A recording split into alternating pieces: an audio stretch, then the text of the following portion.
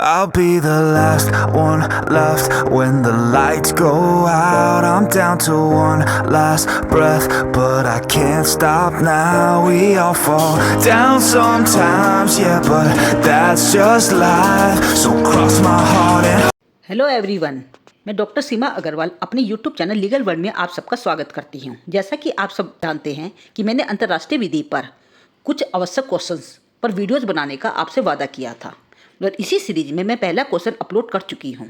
आज मैं इसी सीरीज में द्वितीय क्वेश्चन जो एग्जाम की दृष्टि से इम्पोर्टेंट है करने वाली हूँ, जो अंतर्राष्ट्रीय विधि के स्रोतों से संबंधित है। अतः मेरा प्रश्न है कि अंतर्राष्ट्रीय विधि के विभिन्न स्रोतों के बारे में विस्तार से बताइए। स्रोत से अभिप्राय उस प्रक्रिया तरीके से होता है जिससे उस वस्तु का जन्म होता है। जब हम अंतर्राष्ट्रीय विधि के स्रोतों की बात कर रहे हैं तो अंतर्राष्ट्रीय विधि के स्रोतों से तात्पर्य उन तरीकों एवं प्रक्रियाओं से है जिसके द्वारा अंतर्राष्ट्रीय विधि का जन्म हुआ है या उसका निर्माण हुआ है। जब इसको जनरली दो भागों में विभाजित किया जा सकता है। प्रथम औपचारिक स्रोत, द्वितीय सार्वजनिक स्रोत। दूसरे शब्दों में इसे विधिक एवं ऐतिहासिक या प्रत्यक्ष या अप्रत्यक्ष आदि में भी विभाजित किया जा सकता है। सार्वजनिक स्रोत से तात्पर्य उस सामग्री से होता है जिससे विधि निर्मित होती है और इसी से विधि की विषय वस्तु बनती है।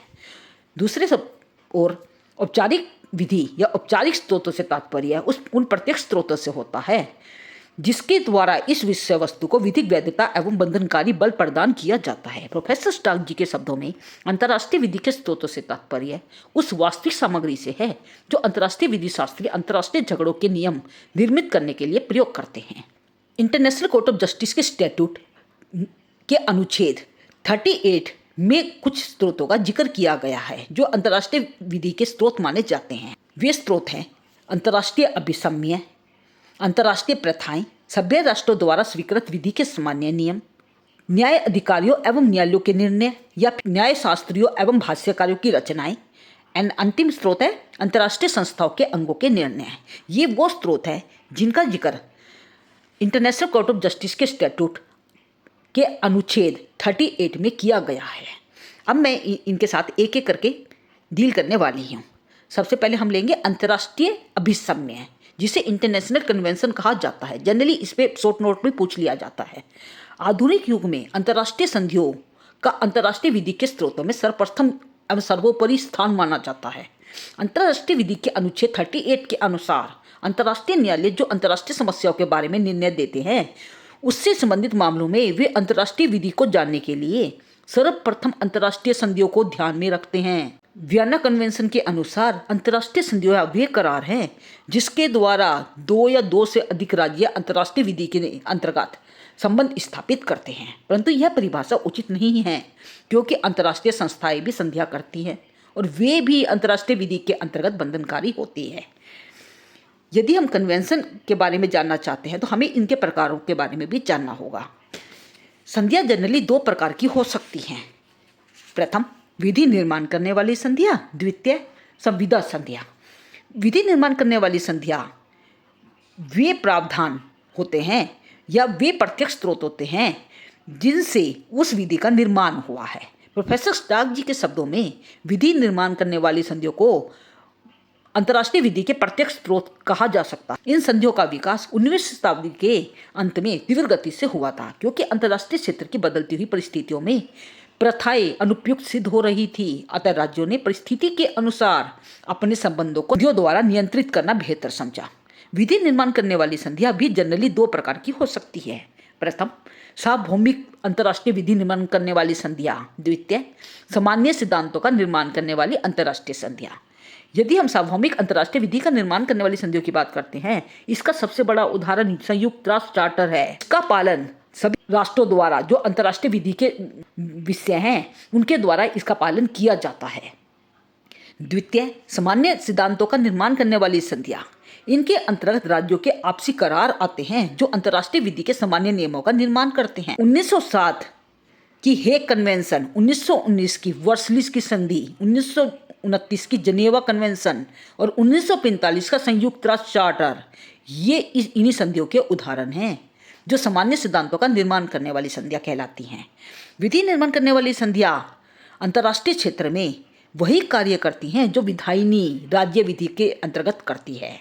अतः अंतर्राष्ट्रीय क्षेत्र में विधि निर्माण करने वाली संधियां ही एक ऐसे साधन हैं जिनके द्वारा अंतर्राष्ट्रीय विधि को नई परिस्थितियों के अनुसार ढाला जा सकता है, राज्यों के विधि के शासन को सुदृढ़ बनाया जा सकता है। संविदा संधियां, जिसे हम ट्रीटी कॉन्टेक्स्ट के नाम से जानते हैं। संविदा संधियां दो या दो से अधिक राष्ट्रों के बीच में होती है तथा उनके प्रावधान उन्हीं राज्यों पर लागू होते हैं जो कि उसके पक्षकार होते हैं। अतः संविदा संधियां संबंधित राज्यों पर ही बाध्यकारी होती है, अन्य राज्यों पर वो बाध्यकारी नहीं होती। अन्य राज्यों पर इसका कोई प्रभाव भी नहीं पड़ता। इस प्रकार की संधियां भी अंतर्राष्ट्रीय विधि के स्रोत माने जाते हैं। इनका उदाहरण अपराधियों के प्रत्यर्पण के मामले के संबंध में संधियां, राज्यों के मध्य वाणिज्य दूतों के संबंध में राज्यों के मध्य द्विपक्षीय संधियां अंतर्राष्ट्रीय विधि में परिणत हो गई हैं। अतः संविदा संधियों में अंतर्राष्ट्रीय विधि के नियमों को जन्म देने और उनका विकास करने और उनका संशोधन करने आदि के अद्वितीय गुण विद्यमान हैं। स्रोत दैट इज अंतर्राष्ट्रीय प्रथाएं, इंटरनेशनल कस्टम्स। अनुच्छेद 38 के क्लोज 2 के अनुसार अंतर्राष्ट्रीय प्रथाएं भी अंतर्राष्ट्रीय विधि का स्रोत मानी जाती हैं। चिरकाल से चली आ रही प्रथा को कानून के साक्ष्य के रूप में स्वीकार किया गया है। अंतर्राष्ट्रीय विधि में प्रथा संबंधी नियम वो नियम है जिनका विकास सामान्य लंबी ऐतिहासिक प्रक्रियाओं द्वारा हुआ है। प्राय प्रथा एवं चलन को प्रायवाची समझा जाता है। प्रोफेसर स्टार्क जी के शब्दों में चलन प्रथा की आरंभिक स्थिति होती है और जहाँ से चलन समाप्त होता है वहीं से प्रथा आरंभ होती है। सेविनी जी के अनुसार प्रथाओं द्वारा ही सबसे पहले विधि का जन्म हुआ था, अतः इसे अंतर्राष्ट्रीय विधि का मुख्य स्रोत माना जाता है। यदि हम प्रथाओं के विकास या महत्व की बात करते हैं तो अंतर्राष्ट्रीय विधि का विकास निम्नलिखित 3 प्रकार की विशेष परिस्थितियों में हुआ है। नंबर 1, राज्यों के राजनयिक संबंध। सेकंड, अंतर्राष्ट्रीय संस्थाओं के अंगों के व्यवहार तथा अभ्यास द्वारा। तृतीय, राज्य विधि राज्यों के न्यायालयों के निर्णय तथा राज्यों के सैनिक एवं प्रशासनिक कार्य। अंतर्राष्ट्रीय विधि में प्रथा के महत्व का मुख्य कारण यह है कि इसमें संसद आदि नहीं है जो विधि निर्मित कर सके। शक्तिशाली विधायिनी के अभाव में विधि निर्माण करने का कार्य कुछ अंशों में अंतर्राष्ट्रीय प्रथाओं अथवा रिवाजों द्वारा होता है। इससे संबंधित अनेक वाद हमें देखने को मिलते हैं, जैसे कि पहला वाद है West Rand Central Gold Mining Company Limited versus R. इस वाद में न्यायालय ने यह निर्णय दिया था कि किसी भी विषय पर वैध एवं निश्चित अंतर्राष्ट्रीय प्रथा के लिए आवश्यक है कि संतोषजनक साक्ष्य द्वारा यह सिद्ध किया जाए कि प्रथा की प्रकृति इस प्रकार की है जिसको राज्यों की सामान्य स्वीकृति मिल चुकी है तथा कोई भी सभ्य राष्ट्र उसका विरोध नहीं करेगा। दूसरा वाद, जिसको हम right of passage over Indian territory case के नाम से भी जानते हैं, या इसको दूसरे शब्दों में पोर्तुगल वर्सेस इंडिया के नाम से भी जाना जाता है। 1960 में इसमें अंतर्राष्ट्रीय न्यायालय द्वारा निर्णय दिया गया और यह कहा गया कि यदि दोनों राज्यों के बीच कोई विशेष व्यवहार या आदत को दोनों राज्य विधि के समान मानते हैं तो यह दोनों राज्यों के बीच बंधनकारी प्रथा मानी जाएगी। यदि हम प्रथा के एलिमेंट्स की बात करते हैं, तत्वों की बात करते हैं, तो इसके संबंध में अनेक तत्व बताए गए हैं। अंतर्राष्ट्रीय विधि में अन्य विधियों की भांति कोई भी प्रथा तभी बंधनकारी मानी जाएगी जब इसमें निम्नलिखित विशेषताएं विद्यमान हो। प्रथम, प्रथा दीर्घकाल से प्रचलित होनी अनिवार्य है। द्वितीय, यह तर्कसंगत होनी चाहिए, रीजनेबल होनी चाहिए। तृतीय, जिसका निरंतर पालन होता रहना चाहिए, निरंतर उसका पालन किया जाना आवश्यक है। चतुर्थ, इसमें एकरूपता या यूनिफॉर्मिटी होनी अनिवार्य है। पंचम, प्रथा सुनिश्चित या सर्टेन होनी चाहिए। षष्ठ, इसका पालन अनिवार्य रूप से किया जाना जरूरी है। एंड राज्य इसको सामान्यतः अभ्यास में लाते हों, यह आवश्यक है।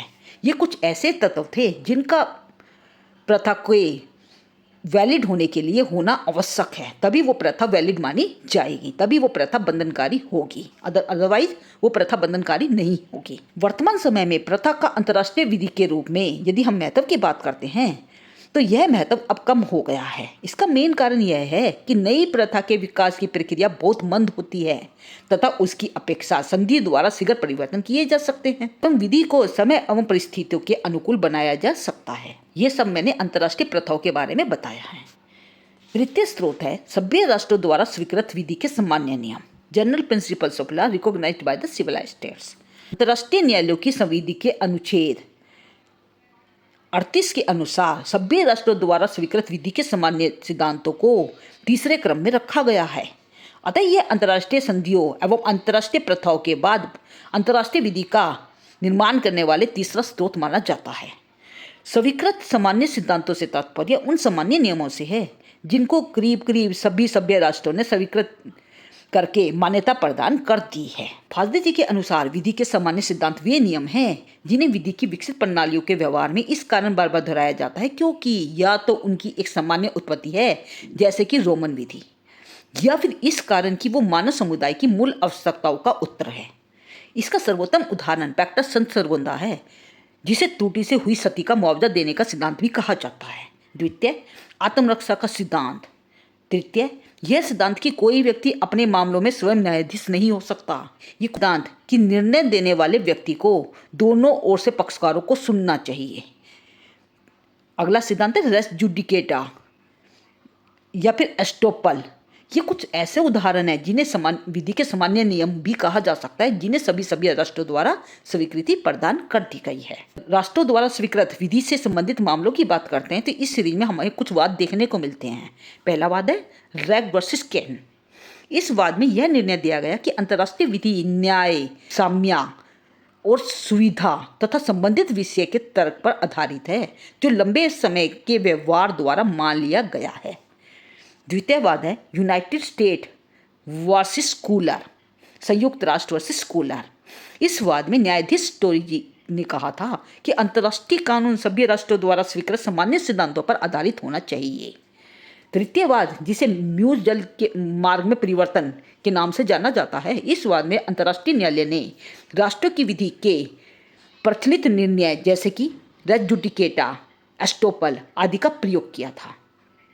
अतः हम यह कह सकते हैं कि विधि के सामान्य सिद्धांत जिन्हें सभी सभ्य राष्ट्रों द्वारा स्वीकृति प्रदान कर दी गई है वो भी विधि के स्रोत माने जाते हैं। अगला स्रोत है न्याय अधिकारियों एवं न्यायालयों के निर्णय, डिसीजंस ऑफ द जुडिशियल और आर्बिट्रल ट्रिब्यूनल्स। न्यायालय के निर्णय दो प्रकार के हो सकते हैं। प्रथम, अंतर्राष्ट्रीय न्यायिक निर्णय। द्वितीय, राज्यों के निर्णय। यदि हम अंतर्राष्ट्रीय न्यायालय के निर्णय की बात करते हैं तो वो जनरली पक्षकारों एवं संबंधित वाद पर ही बंधनकारी होते हैं। न्यायालय के पूर्व निर्णय न्यायालय पर स्वयं बंधनकारी नहीं हैं तथा अंतर्राष्ट्रीय न्यायालय अपने पूर्व निर्णय को बदल सकता है, वे बंधनकारी नहीं माने जाते। दूसरे जैसा कि मैंने आपको बताया, राज्यों के न्यायिक निर्णय। राज्यों के निर्णय दो प्रकार से अंतर्राष्ट्रीय विधि के नियम बन सकते हैं। प्रथम, राज्यों के न्यायालयों के निर्णय अमेरिका के चीफ जस्टिस मार्शल जी के अनुसार प्रत्येक देश के न्यायालयों के निर्णय ये बताते हैं कि उन परिस्थितियों में उस देश में अंतर्राष्ट्रीय विधि किस प्रकार से लागू होगी। अगला स्रोत है जूरिस्टिक वर्क, न्यायविदों के ग्रंथ। विभिन्न विधि शास्त्रियों की रचनाओं एवं संविधाओं द्वारा ही अंतर्राष्ट्रीय विधि का विकास हुआ है। ग्रोसर जी आदि अनेक विद्वानों ने अंतर्राष्ट्रीय विधि के विकास में महत्वपूर्ण योगदान दिया है एवं न्यायाधीश ग्रे जी के अनुसार पॉकेट हवाना वाद में ये कहा गया कि यदि किसी मामले में कोई संधि नहीं है और न ही कोई न्याय कार्यपालिका विधायी न्यायालय का निर्णय है तो न्यायालय सभ्य राष्ट्रों की प्रथाओं एवं भाष्य कार्य एवं विधि शास्त्रों की रचनाओं का सहारा ले सकता है और यह जान सकता है कि उस वाद में वास्तव में विधि क्या है। अंतिम स्रोत है अंतर्राष्ट्रीय संस्थाओं के अंगों के निर्णय, decision and determinations of the organs of the international institutions. आधुनिक युग में अंतर्राष्ट्रीय संस्थाओं के अंगों के निर्णय भी अंतर्राष्ट्रीय विधि का स्रोत माने जाते हैं और ये नियमन तरीकों से अंतर्राष्ट्रीय विधि का विकास कर सकते हैं। प्रथम, अपने संवैधानिक मामले में इस प्रकार के निर्णय प्रथा संबंधी नियमों के विकास में माध्यमिक या फिर अंतिम कदम होते हैं, जैसे कि यूनाइटेड नेशन के अंग सुरक्षा परिषद का यह निर्णय कि यदि कोई सदस्य सुरक्षा परिषद की बैठक में अनुपस्थित रहता है तो उसे विशेषाधिकार नहीं समझा जाएगा। इस प्रकार के निर्णय अंतर्राष्ट्रीय न्यायालय में सहायक सिद्ध होंगे। अंतर्राष्ट्रीय संस्थाओं के अंगों के प्रस्ताव आंतरिक कार्यों के लिए जो सिद्धांत या नियम प्रतिपादित करते हैं वो संबंधित संस्थाओं के सदस्यों पर बंधनकारी होते हैं। तृतीय, अंतर्राष्ट्रीय संस्थाओं के अंग स्वयं उनके सामर्थ्य की सीमा को निर्धारित कर सकते हैं। एंड कुछ विशेष मामलों में अंतर्राष्ट्रीय संस्थाओं के अंग संबंधित मामलों पर विधि जानने के लिए उसे विधि शास्त्रों की समिति को सौंप देते हैं, जिनके मत काफ़ी मूल्यवान होते हैं। वह अंतर्राष्ट्रीय प्रथा संबंधी नियमों के विकास में सहायक होते हैं। ये सब मैंने वो स्रोत बताए हैं जिनका जिक्र इंटरनेशनल कोर्ट ऑफ जस्टिस के स्टैट्यूट आर्टिकल 38 द्वारा किया गया है। इसके अलावा आपको कुछ गौण स्रोत भी देखने को मिलते हैं, जैसे कि इंटरनेशनल कॉमेटीज, अंतर्राष्ट्रीय सौजन्य, राज्यों के पारस्परिक व्यवहार सौजन्य के सिद्धांतों पर आधारित है। अतः जब एक राष्ट्र दूसरे राष्ट्र से सौजन्यपूर्ण व्यवहार करता है तो दूसरे को भी वैसा ही करना पड़ेगा। प्रोफेसर ओपनहाइम जी के अनुसार अंतर्राष्ट्रीय कमेटी भी इंटरनेशनल लॉ के विकास में सहायक है। दूसरा स्रोत है राज्यों के पत्र, स्टेट पेपर। आधुनिक युग में सभी सभ्य राष्ट्रों के राजनीतिक संबंध हैं तथा अंतर्राष्ट्रीय विषयों पर पत्र व्यवहार भी किया करते हैं तथा इन पत्रों को प्रकाशित भी किया जाता है। और इन पत्रों के अध्ययन से हमें उन सिद्धांतों का पता चलता है जो राज्य पारस्परिक संबंधों में अपनाते हैं। अतः ये अंतर्राष्ट्रीय विधि का स्रोत हो सकते हैं। तीसरा, साम्य एवं न्याय का सिद्धांत। बार्सिलोनावाद में ये कहा गया कि अंतर्राष्ट्रीय विधि के क्षेत्र में साम्य एवं न्याय के सिद्धांतों की भी आवश्यकता होती है।